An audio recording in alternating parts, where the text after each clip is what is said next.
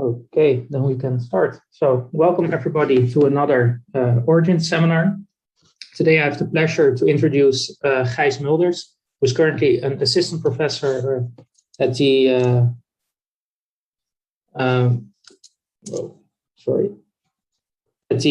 University Adolfo Ibáñez in Santiago, Chile. And before that, he was a postdoc at the University of Chicago and also at the University of Arizona.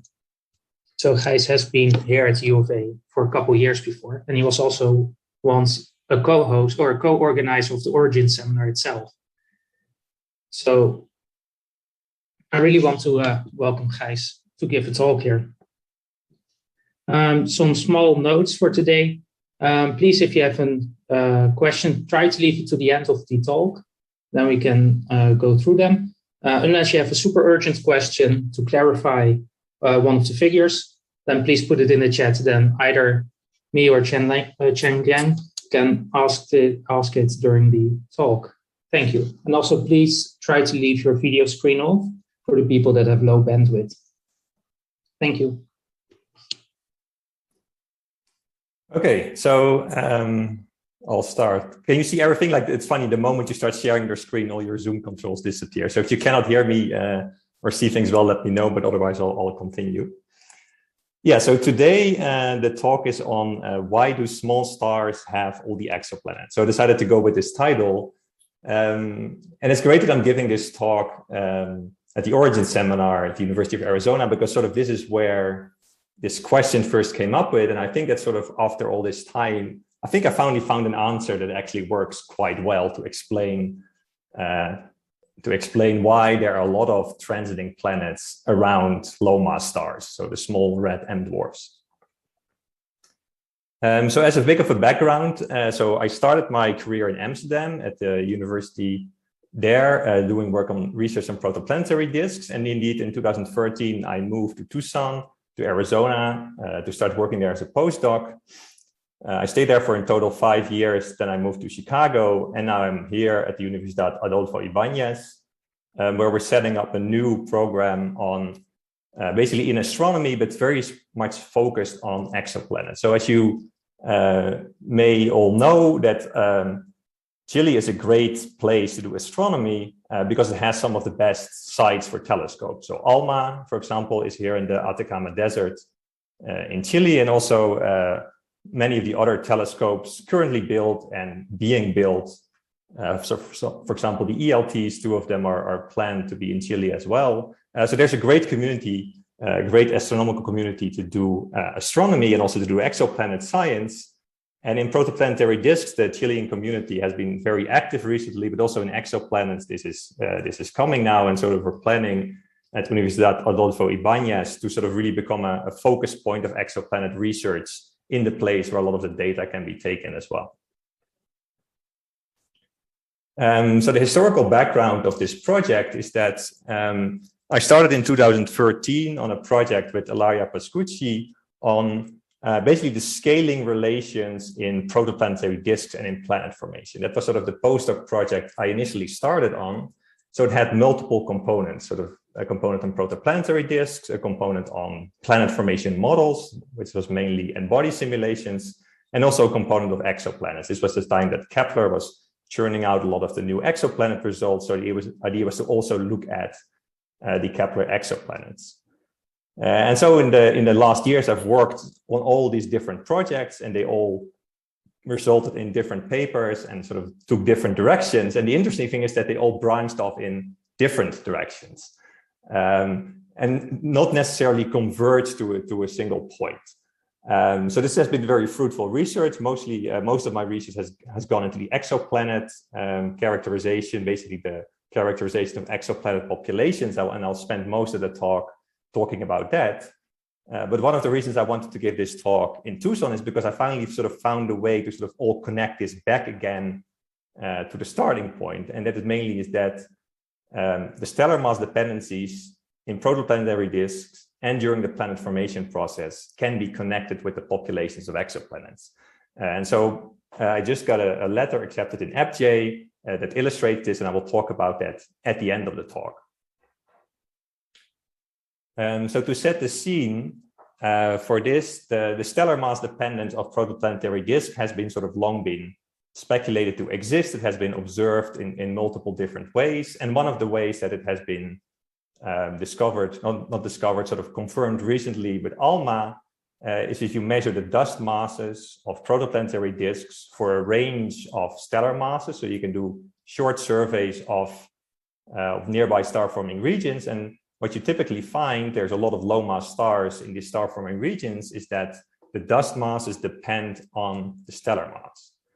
And so you kind of expect that if the disk mass fraction, sort of a constant fraction of the stellar mass, you get a linear dependence between the observed dust masses and the observed stellar masses. And that should reflect later in the exoplanet populations. And one of the surprising results of this work, so the paper by Ilaria in 2016, was actually that this relation is steeper than linear. So it's not just that the lower mass stars have less mass, but they even have less mass than you would expect if the disk mass or the dust mass is a constant fraction of the stellar mass. And this makes the comparison with exoplanets a little bit more challenging. And so on the other hand, we have the exoplanet population. So I started working on the Kepler exoplanet population. So this is from a paper that I think wrote immediately when I started in Tucson, but it got published in 2015 on the stellar mass dependence of the occurrence rate of planets with Kepler. And so these are close-in planets, so most of them are within 1 astronomical unit. And these planets they're often called super Earths or mini Neptunes, so they are between an Earth radius and 4 Earth radius in size. And the main thing that you can see from this plot is that the occurrence rate is higher for the lower mass stars. So M dwarfs have more of these close-in, relatively small planets, which was a little bit unexpected.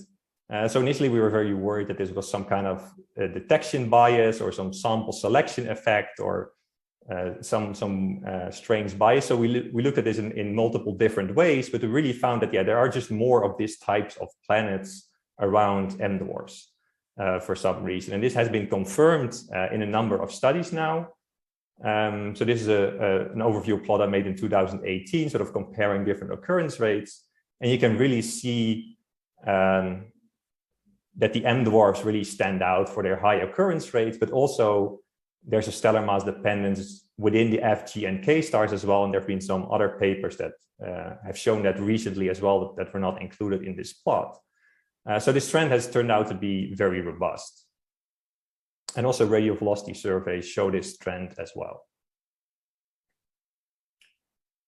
But that trend is a little bit problematic if you compare it to what we know of protoplanetary disk masses, but also what we see in the giant planet population.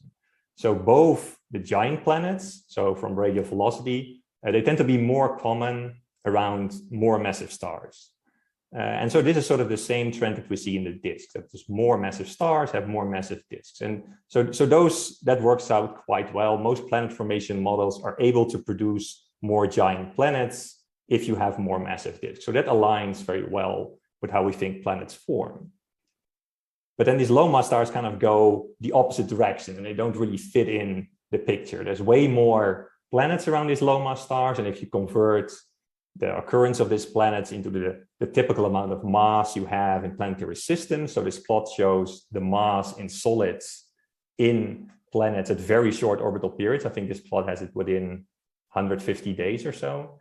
And you really see that this trend doesn't really line up with what we see in the giant planets. And it also doesn't line up with what we expect to see from protoplanetary disks. So for some reason, these low mass stars are very efficient in converting mass into planetary systems, even up to the point where it becomes sort of problematic to explain the planets with the observed amount of dust you currently see. Of course, the dust mass is not all the mass that there is, so probably disks are initially more massive. But the problem is there has to be an increased efficiency in planet formation around low mass stars. And that has been a problem for a long time. And for a long time, I couldn't figure out why this would be the case. And I hadn't seen sort of a very compelling reason why this would be the case. Like, why do low mass stars form these type of planets much more efficiently than sun-like stars? Because there's a lot of ways in planet formation you can increase the planet formation efficiency, but most of those things would also work around sun-like stars. So you can just make planet formation overall more efficient in a model, but it's very hard to do that only around low mass stars and not around sun-like stars. So that is the challenge.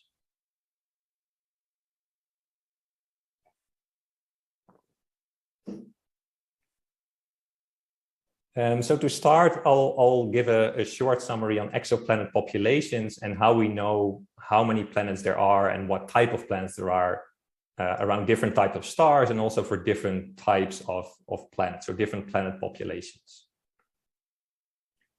So this is a plot that most of you are probably familiar with at this point. So it shows the detected exoplanets as function of orbital period, so distance from the star, and planet mass, here in Jupiter masses. And you see that the different detection methods tend to cover slightly different areas of parameter space. Not all areas of parameter space can be probed by these surveys yet, but you see there's quite a large range where we do have a good idea of what exoplanets are there. And by eye, you can sort of see that there are three predominant clusters here. So I've circled those here. So we have hot Jupiters. These are sort of the most easily to detect. There's a lot of surveys, especially ground-based surveys, that are very good at discovering hot Jupiters. And this is the reason why we have so many detected hot Jupiters, even though they're intrinsically quite rare. It's only 1% of stars have hot Jupiters, maybe even less, depending on what survey you pick and what stellar mass. But they're very prominent in this diagram. But they're not actually very common. So if you look at the other two clusters that you see, the cold giant planets, those are around 10%, maybe 20% of stars have these types of planets. So these are more the Jupiter analogs. So they tend to be at a bit longer orbital periods, typically a few AU. And there's this third component. So these are these super Earths or mini Neptunes or sub-Neptunes. And these are the type of planets that, for example, Kepler was very good at discovering. And these planets also have a very high occurrence rate. They're a little bit harder to detect. So in raw numbers of detections, they're always still a little bit low, the giant planets. But if you apply these bias corrections, they actually turn out to have really high occurrence rates. If you actually calculate the raw occurrence rate, so the average number of planets per star, those numbers are actually above 100%. So meaning that there's more of these types of planets than there are stars. And of course, because typically these type of planets tend to cluster in multi-planet systems, actually the fraction of stars with planets, which is the number I've shown here, is more around 50%. So this is a class of planet that orbits maybe half the sun-like stars. And so this is a very significant population of planets. And so the important takeaway message from this plot is that we see these different clusters. The hot Jupiters are a little bit, they're a little bit more rare, so I won't focus on them too much. But these other two populations, so the hot super Earths and the cold giants, those are the populations of planets that most stars seem to have those, or at least half of them. And so a little bit more detail on the bias correction. So if you look just into the detections, so these are all exoplanets with a measured mass. And I just denoted where sort of the median planet mass is. And you see that the median planet mass of these detected planets is close to a Jupiter mass, and it has an orbital period of a few days.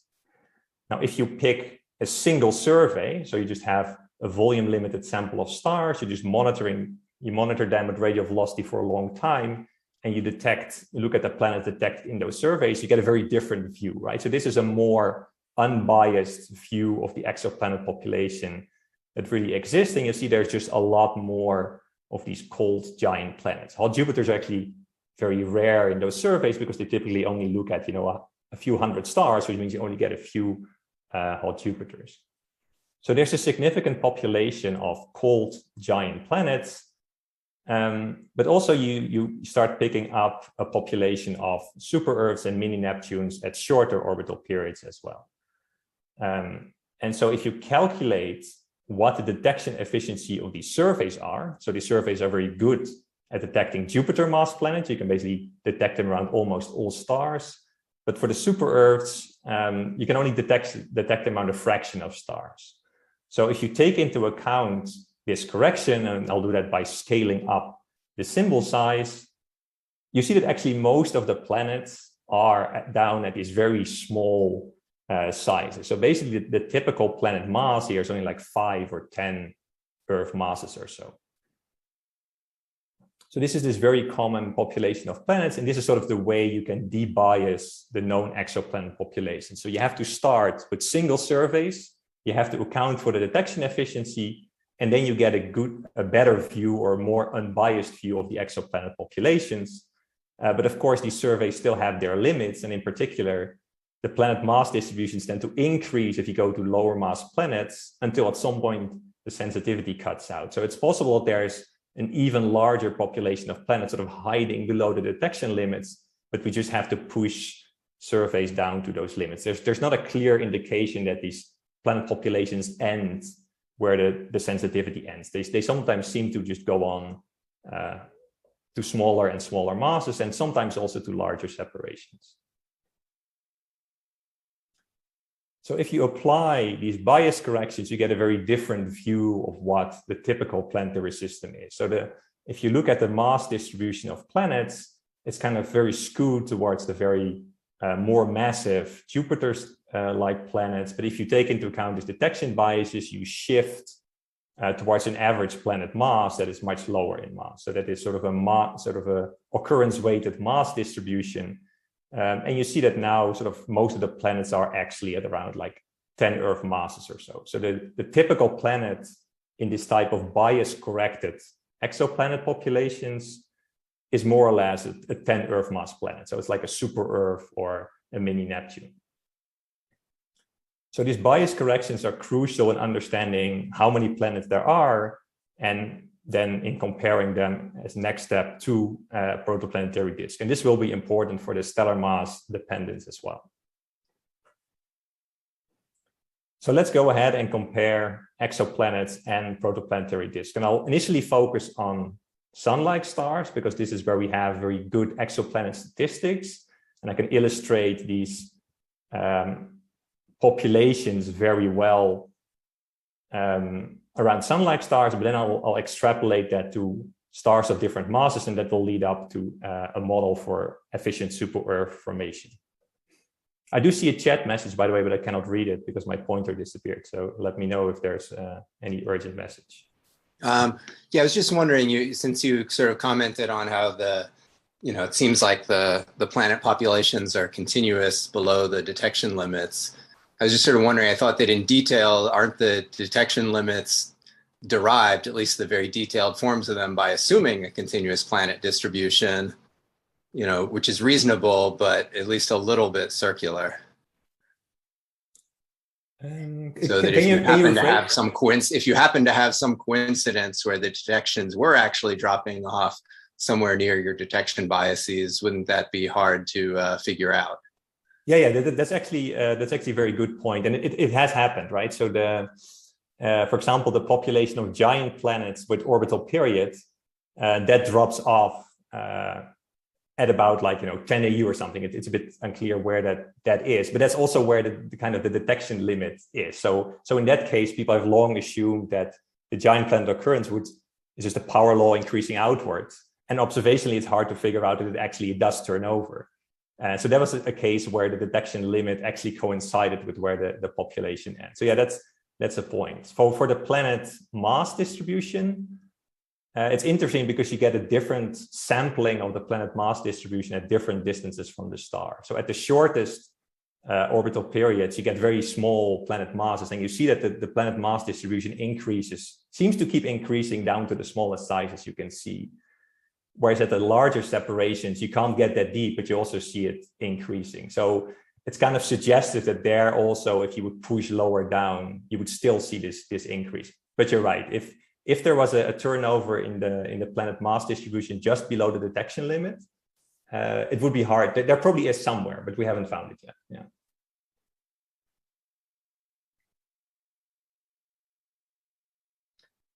So let's compare exoplanets and disks. So this is based on the graphs are from a paper that got accepted earlier this year, and it's also on AstroPH already.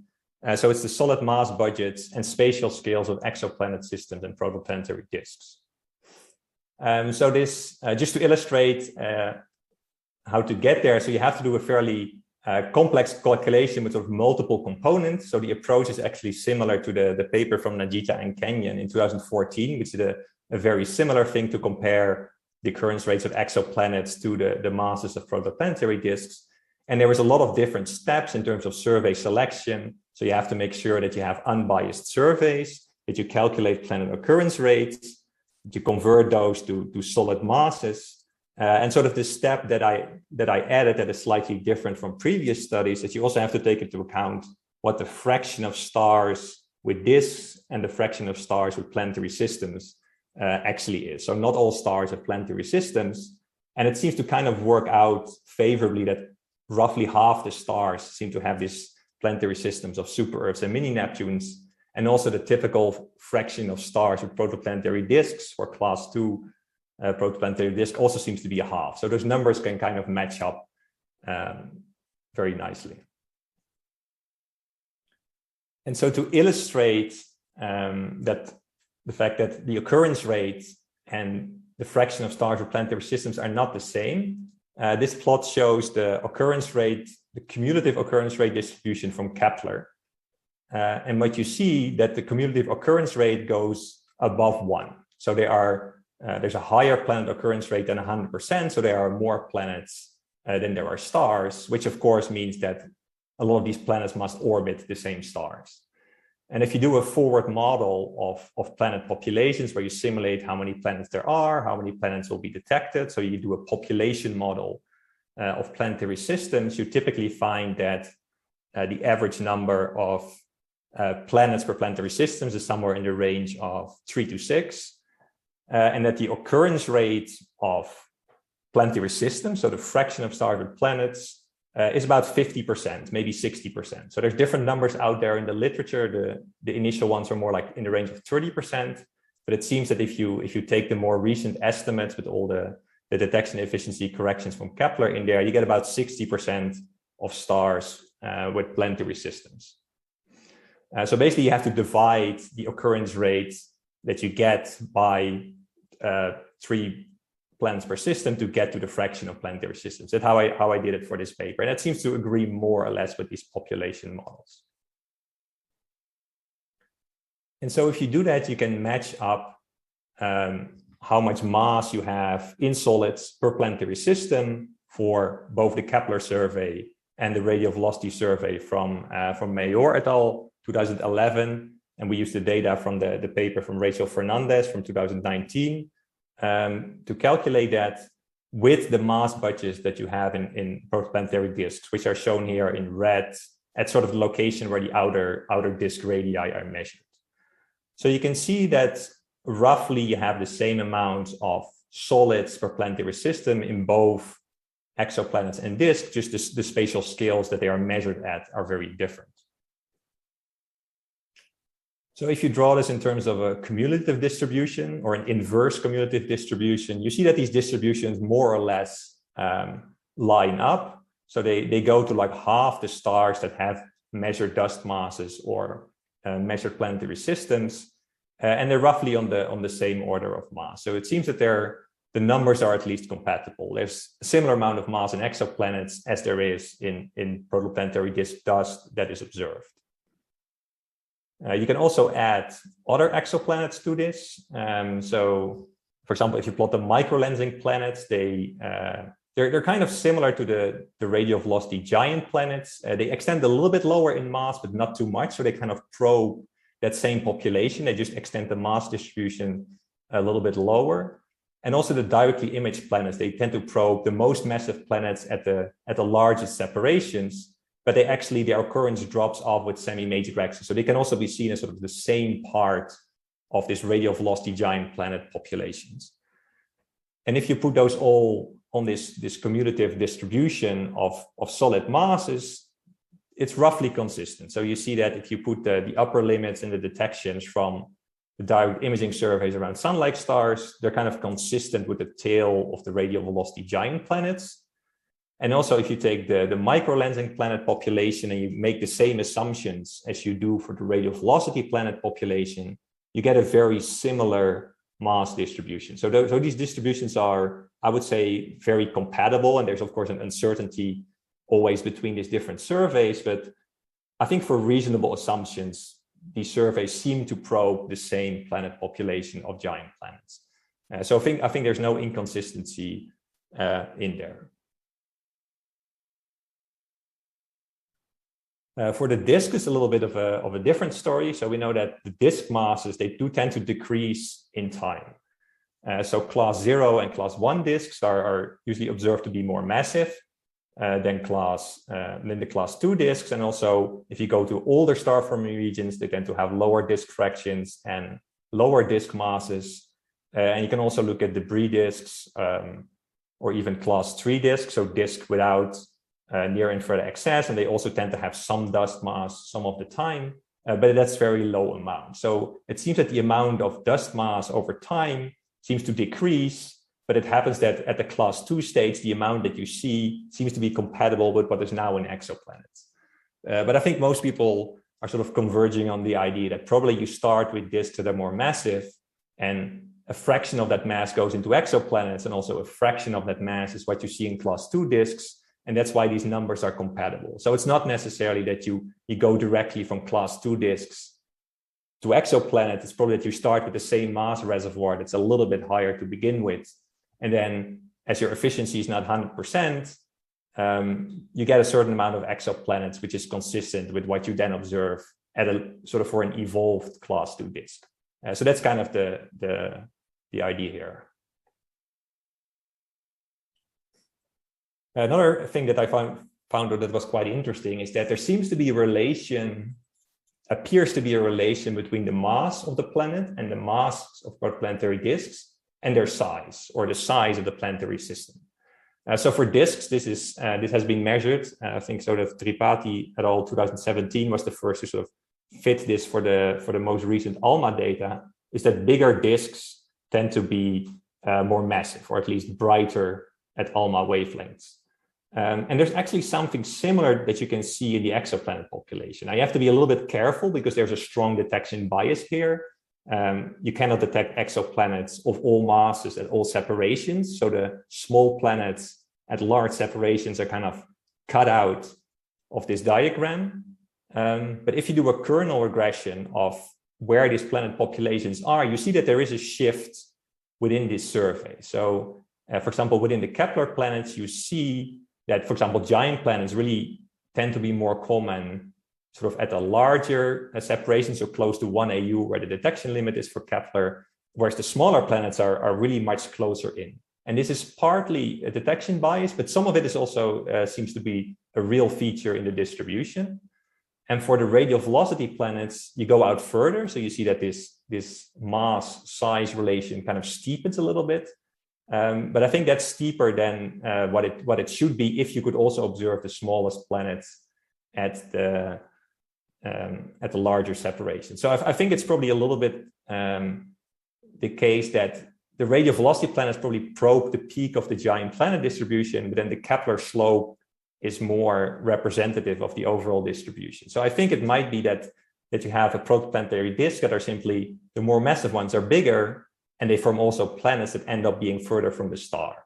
And so the lower mass disks that also happen to be more compact, maybe those are the ones that form the smaller planets, so the super Earths and the mini Neptunes, or even the Earth-sized and smaller planets that are very close to the star. So that's kind of my hypothesis here, but I think it needs more confirmation that this trend really exists. But I think the hypothesis is interesting to entertain, right? So that big massive disks form cold giant planets, and compact lightweight disks, they form hot super Earths that are closer to their stars.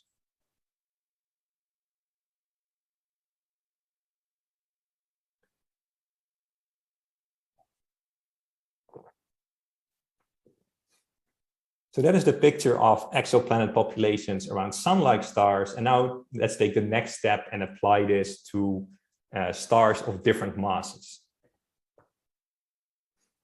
So there are two papers that I'll be referring to. So one is the stellar mass dependence of structured disks, a possible link with exoplanet demographics. This was a paper that I published with Nienke van der Marel earlier this year. She gave a talk at Origins, I think last year, but she already talked about the disk survey. So I'll talk a little bit about the exoplanet part as well. And the other is the paper that is a letter in AppJ that just got accepted. That sort of is the title for this talk. So why do M dwarfs have more transiting planets? So first, to start with the disk with structures, is that we've seen from a lot of these surveys, such as D-Sharp, but also other surveys, that protoplanetary disks often have structures, and especially the big and bright disks that were first observed, a lot of them seem to have structures. So the occurrence of structures in these disks is actually extremely high. But there's a very strong bias in there because mostly the disks were targeted that were the brightest and the biggest. And we don't really know if these structures are very common in the fainter disks and the smaller, more compact disks. There are some indications that if you look at these smaller disks, maybe you have less structure. And if you go to fainter disks, it's just harder to pick up these structures. And so the occurrence of these structures is high, but it is a bit dependent maybe on disk mass as well.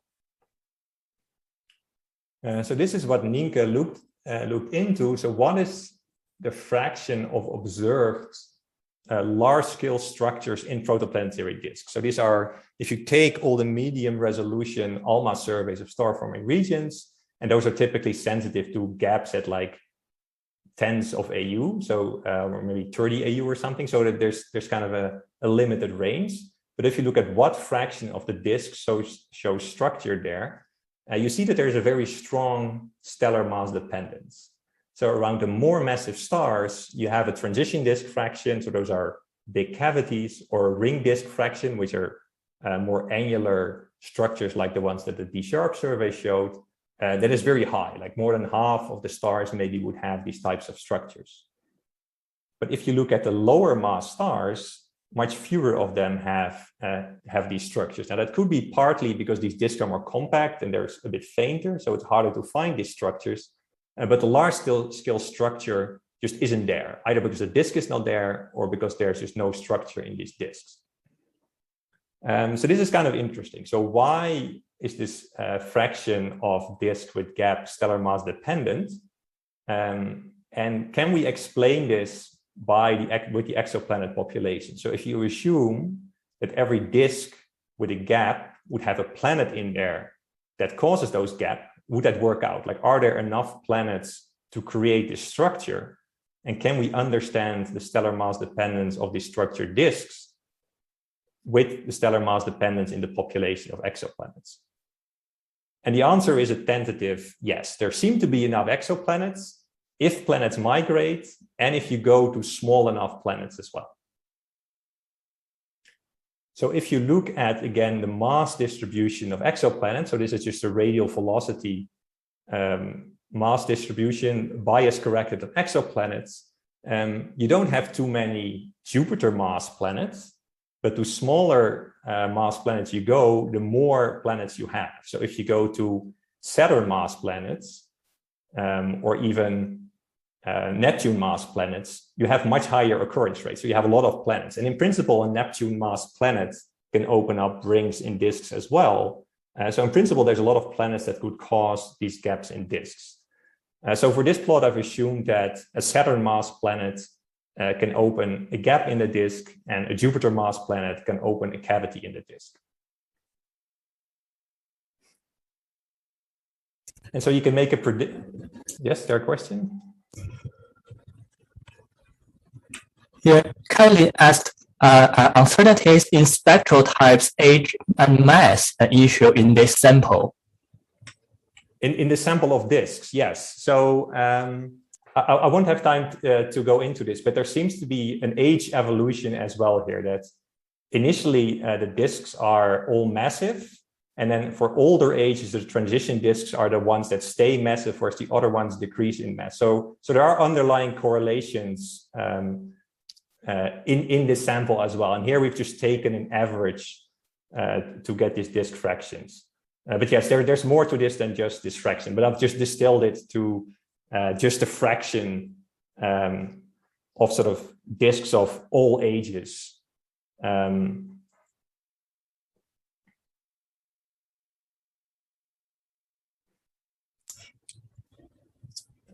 Actually, that was this plot. Yeah, so in this plot, it's just an average of the whole survey. So there is a dependence of the transition disk fraction on age in here as well. And there's possibly a bias as well, if not all stars of different spectral types and different mass are observed at the same resolution. So ideally, a sort of more high resolution surveys of compact disks and low mass disks are warranted to sort of see if this trend continues. And there's another question. So what's the difference between a gap and a cavity? So here a gap is sort of an annular ring, and a cavity is a very large cavity, so with fewer detectable emission inside. The definition is in the paper. I think the idea was a transition disk has like an empty cavity, like no detectable dust all the way to the star or to the resolution limit, and a ring is just multiple structures.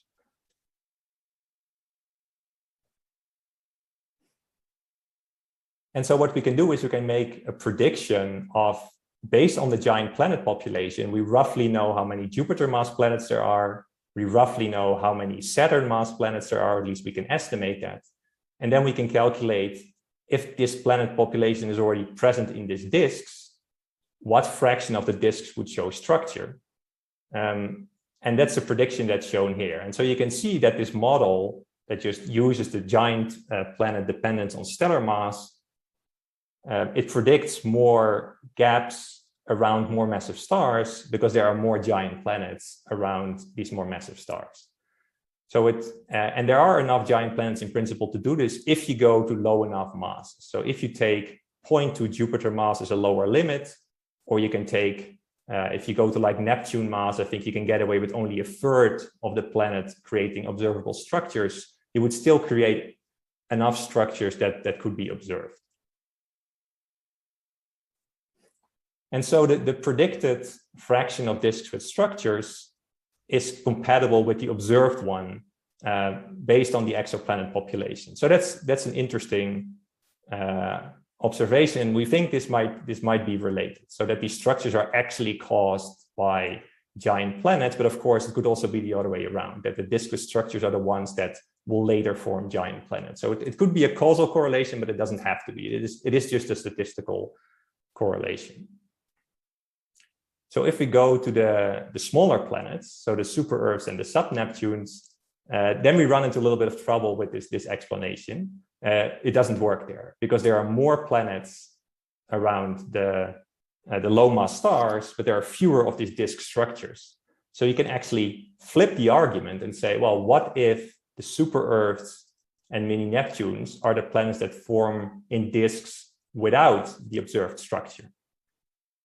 So if you calculate that, and you can sort of apply a bias correction that I won't go into detail for now, but you can sort of statistically work out that if you assume that all the disks without structure are the ones that are forming super Earths, you can explain the stellar mass dependence as well. So basically, if you say, well, if there's no structure, you don't have a giant planet, you do get a super Earth close in. So that's kind of the hypothesis that we formulated. Basically, what if the disks that are big and large and have structure are the ones that form giant planets, and the disks around more likely low mass stars that are lower in mass, more compact, what if those are the ones that form super Earths? So that is the working hypothesis. But then the question is, what is the mechanism to explain this, right? These are statistical correlations. It's just counting numbers of planets, counting numbers of disks, seeing that things are related. But the question is, what would the underlying mechanism be that the lower mass stars only form these super Earths and not giant planets?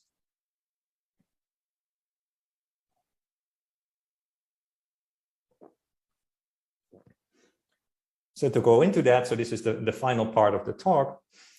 I'll present the Pebble Accretion model for the stellar mass dependence of transiting exoplanets, so of the super Earths and mini Neptunes. And so this is based on the letter submitted to FJ. It's not yet on AstroPH, but it will be soon-ish.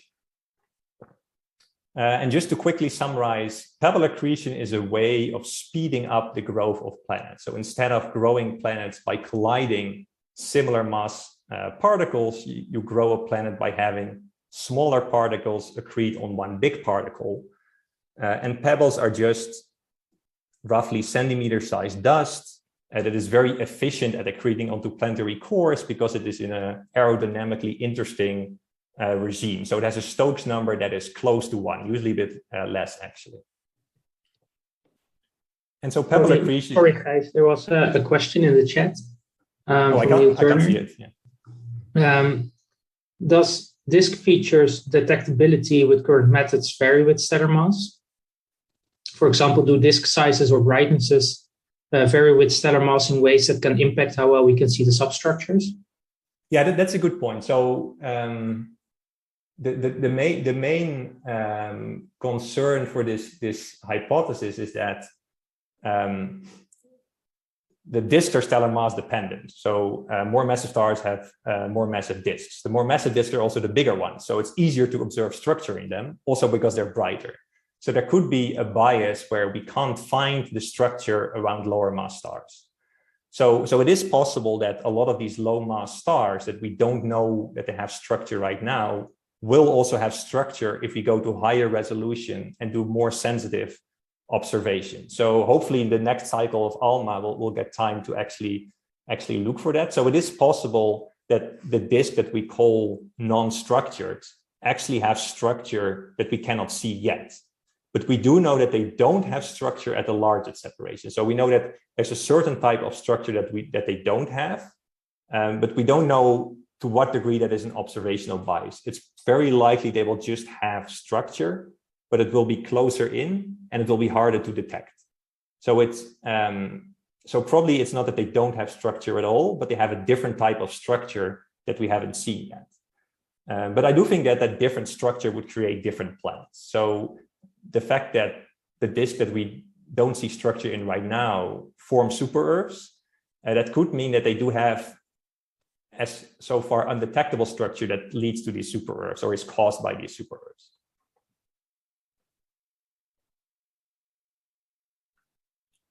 So to continue for the mechanism to explain this, Pebble accretion has been proposed as a way of forming super Earths very close to stars. So this is a model from a paper by Michiel Lambrecht, where they show that using a Pebble accretion model with pebbles drifting in from the outer disk, so they have a Pebble flux into the inner disk, they model a number of cores, and then depending on how high the flux of pebbles drifting through the inner disk is, you can either form more terrestrial planets if the Pebble flux is low, but if the Pebble flux is high enough, you start forming super Earths and mini Neptunes. So the type of planets you would see transiting with Kepler. So the formation of these super Earths is dependent on the Pebble flux. So the Pebble flux could be a property of the disk, right? If the disk is more massive, it has more pebbles, so the Pebble flux is higher. But it could also depend on the presence of other planets in the system. For example, if you have Jupiter in the solar system, that might have blocked a lot of the pebbles from drifting inwards. And maybe this is one of the reasons why we don't have super Earths in the solar system. That's an idea that is out there that I'm starting to like a lot, actually. So the model that I built is basically one where giant planets can block the flow of pebbles. So you start with stars of different masses. They both have disks with drifting pebbles. And then around the sun-like star, you first form a giant planet that can then create structure in the disk. It blocks the flow of pebbles. And this is why it prevents the formation of super Earths closer in. And around the low mass stars, you start with the same scenario. So you have a disk, it's a bit lower in mass, therefore it doesn't form giant planets, and it continues to form, to have pebbles drifting in, so it can form super Earths in the inner disk. So that is the idea behind the hypothesis. So I'll show a brief movie of the Pebble accretion model that I used. So this is the Pebble predictor from Joanna Droszkowska. And it shows in the top panel the Pebble flux, and in the bottom panel the Stokes number, which is a measure of the particle size. And you see that over time, you have the pebble front that moves outward. So initially, all the time scales are shorter in the inner disk. Let's see if I can play it again. So you have pebbles growing, then they start drifting. And as all the pebbles start drifting inward, the pebble flux decreases as well. The different colored lines here are different stellar masses. And what you typically see is that there's not a huge stellar mass dependence here. The more massive disks have higher pebble fluxes, but they sort of all decay over time, and the order doesn't change. So basically, lower mass stars just have slightly lower pebble fluxes. One thing that can change that is if you include a snow line in the Pebble accretion model. So if you say interior to a certain radius, you decrease the fragmentation velocity of the dust, so you get smaller particles, so they drift less efficiently. So if you include the snow line in this model, what you see is now that the size of the pebbles in the inner disk is limited,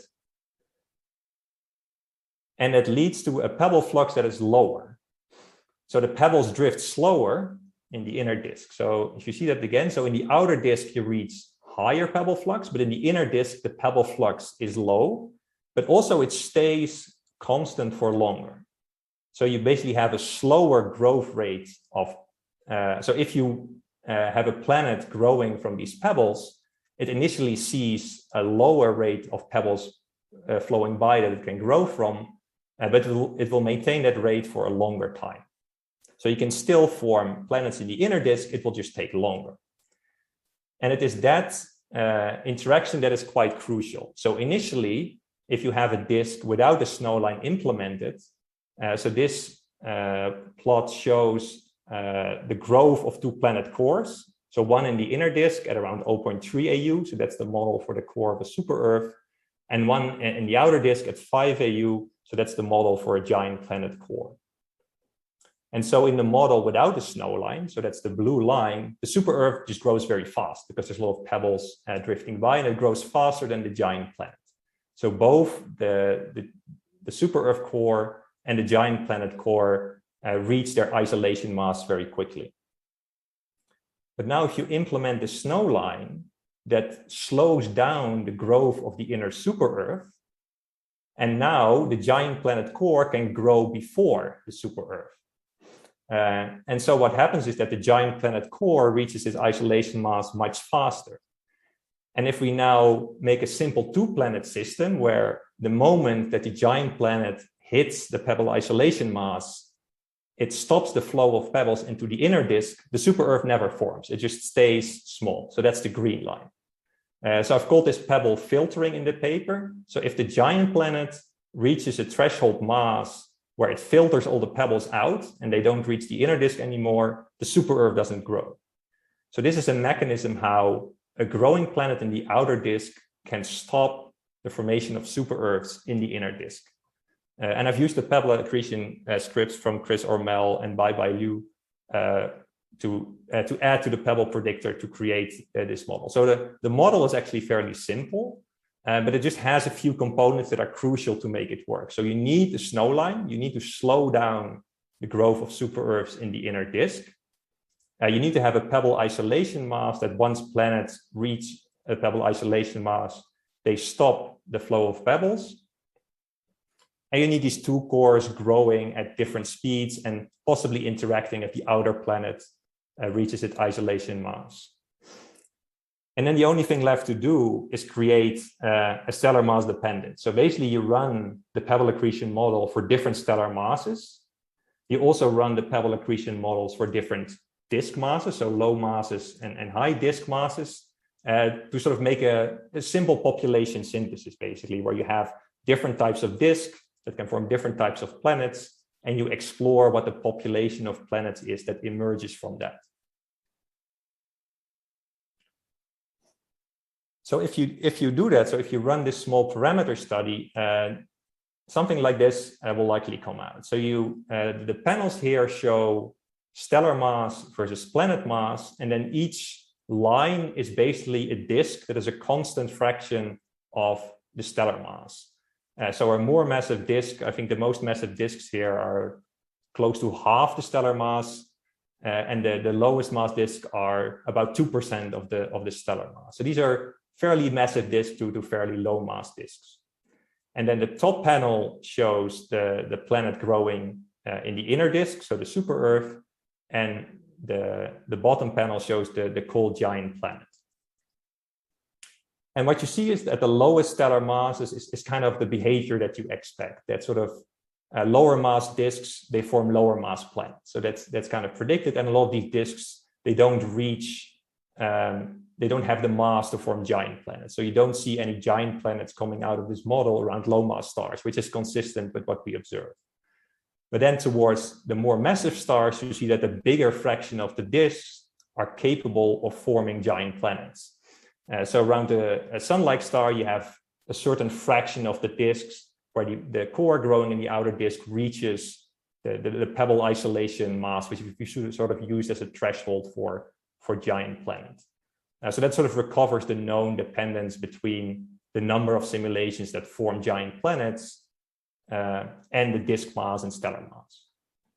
But then the interesting part happens with the super Earths that are forming in this model. So if you go to sun-like stars and M dwarfs, what you see is that you have some of the more massive disks that form also these super Earths, but there is a point where if the disk forms a giant planet, the super Earth doesn't form anymore. So you get this trigger effect where if the giant planet reaches its Pebble isolation mass first, you don't get a super Earth at all. So you see that around the highest mass stars here, a lot of the massive disks don't form super Earths anymore. So if you look at the red lines and if you look at the higher stellar masses, you get a very small fraction of these simulations actually forming super Earths. Actually, the super Earths can only form in the lowest mass disk, which is kind of interesting. So around low mass stars, you have super Earths forming in the more massive disks, but around the higher mass stars, you only get low mass stars to form, or low mass disks to form super Earths, and that's because those are the disks that don't form giant planets. So there's sort of an effect where if you form a giant planet, you don't form a super Earth, and that's exactly the effect that I was looking for. And so now if you define the planet occurrence as the fraction of the simulations that forms a planet above a certain threshold, you can make a prediction for what the planet occurrence from this model would be. So that prediction is shown here in the left panel. So it shows the stellar mass and it shows the fraction of the simulations that form a planetary system with a giant planet in purple. So you see this positive dependence between stellar mass and planet occurrence. And then in green, you see the prediction for the super Earth. And if you see that this planet occurrence kind of decreases towards the higher stellar masses. And for reference, I've also plotted a model where I've turned off the filtering, so where the super Earths can grow because there's no giant planets. And there you see that you would just expect to have more super Earths around more massive stars. So in a simple model with only super Earths growing, you expect basically all sun-like stars to form super Earths. And it's only the giant planets and the filtering from the giant planets that reduce the number of super Earths in this system. So that's a very interesting trend. So we get fewer super Earths around sun-like stars from these simulations. And so on the right, we compare these numbers to planet occurrence rate. So we recover the known relation from the giant planets, that there's more giant planets around more massive stars. And we can also recover the planet occurrence rates from Kepler. So the higher planet occurrence rate for M dwarfs that we saw with Kepler in the context of this model is actually not a higher occurrence rate, but it's still slightly depressed. It's just that the occurrence rates of planets around sun-like stars is even lower, right? So you can see where this decrease comes from. It's not that there's an initial more efficient planet formation.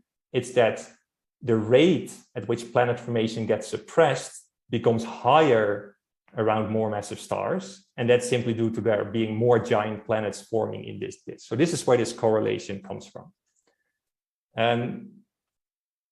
So that's quite interesting. So if this model is correct, there's a couple of implications. So I have a few minutes left, so I'll just show you one of the implications, and it is that if this model is correct, we predict that there should be fewer planets around the lowest mass M dwarfs. So the occurrence rates from Kepler, they're sort of the more massive M dwarfs, right? So around 0.4, maybe 0.5 solar mass stars. But systems like, for example, TRAPPIST-1, which are sort of close to the brown dwarf stellar boundary, we predict that those planetary systems should be less common. So I haven't seen sort of an occurrence rate calculation for that. So maybe TESS can push to a little bit lower mass stars. It will get more M dwarfs. So hopefully we can find this lower planet occurrence rates. There was a paper from Kepler which was a little inconclusive on whether there's an increase in the planet occurrence for the lower mass M dwarfs. And I think it didn't show a hint of that. So either this turnover hasn't been seen yet, and we need to push to lower mass planets. But we definitely need better statistics to get there. So with that, I'll wrap up, and I'll leave my conclusions, and I'm happy to take any questions. Thank you, Gijs, for a great talk. I see that Caitlin has a question. Hi, thanks. Yeah, this is really, really interesting, and I'm, intrigued by this final hypothesis. But one thing I didn't hear you mention is that it seems as though this model would make a prediction for the characteristics of multi-planet systems, that you shouldn't see super Earths in systems with cold Jupiters. And maybe you said something about that at the beginning that I didn't quite hear, or is it just that we don't have the statistics for it yet? So you're absolutely right. So this model, in this model, if you grow a giant planet, you don't grow the super Earth. So they're sort of anti-correlated in mass. So that's actually the prediction of the model, that they're anti-correlated in mass. So if you would have a system with a giant planet and a system with a super Earth, you would expect the giant planet to be, if the giant planet is more massive, you would expect the super Earth or the planet growing there to be less massive. And indeed, if the detection efficiency would sort of cut that off in the limit where if you form a giant planet, you don't form a detectable super Earth, that's kind of what drives this correlation. But it's possible that that also is a crucial problem for this hypothesis, right? So I deliberately didn't mention it because I was hoping someone would bring it up in the questions, and I see Cristobal has his hand up, so I'm close to 100% sure he's going to ask the same question. But so indeed, there seems to be a correlation between the presence of super Earths and cold giant planets. I'm still a bit uncertain on how strong this correlation really is. I think the statistics is really hard for this. You have to get really good samples for this, and so I'm a little bit skeptical that the current correlations they seem to be a bit stronger than I think they are, but tentatively there is a correlation, and there's certainly not an anti-correlation between these systems. So that could definitely be a problem for this hypothesis. Yeah. So very good question. So ideally, we would measure what these correlations really are, right? If there's any correlation between the masses of giant planets and super Earths. The other problem is that sort of the competing model, right? So if you just have no Pebble accretion, but you have planets growing, also like what planet population synthesis models predict, they also don't predict a strong correlation. So it's right now, these correlations are actually problematic for planet formation models. So it would be interesting to see what the predictions are. If these correlations have a bit more detail, if we can actually test whether this is probably the crucial test for this model, right? If around sun-like stars, this correlation shouldn't exist according to the model, but it is there, then yeah, that's the problem. Yeah, so I guess, what are the prospects for being able to test this hypothesis? I guess, is TESS good enough because you have enough nearby stars where you'll be able to have, say, RV plus a transiting inner planet? I guess I'm just like Kepler, I can imagine you just don't have the sample to do it. Mm-hmm. Right, so I think the good thing for TESS is you get light curves for all the radial velocity detected giant planets. So it's a very clean sample. Whether that gives enough transiting planets to give a statistical conclusion, I think that's something that needs to be seen. There was a recent paper from one of the radial velocity surveys, so not the Mayer survey, but the other one, And they have a really good sample of cold giant planets and super Earths that they can do occurrence rates with, and they have multi-planet systems in there. So I think they're planning a paper on multi-planet systems, and I'm kind of waiting for that to see what the correlations are that are going to come out of that. I think that might give an answer at the short term already. But otherwise, yeah, you need a really good sample with super Earths and giant planets. I think RFD is the only thing that can do it.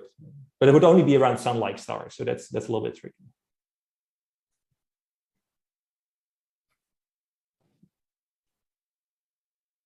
Is the question from Cristobal already answered? Yeah, I had the same question as Caitlin. So yeah, thank you guys. Very good work.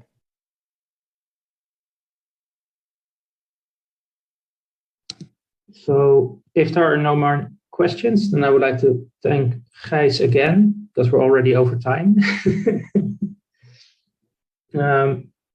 Yes. Okay.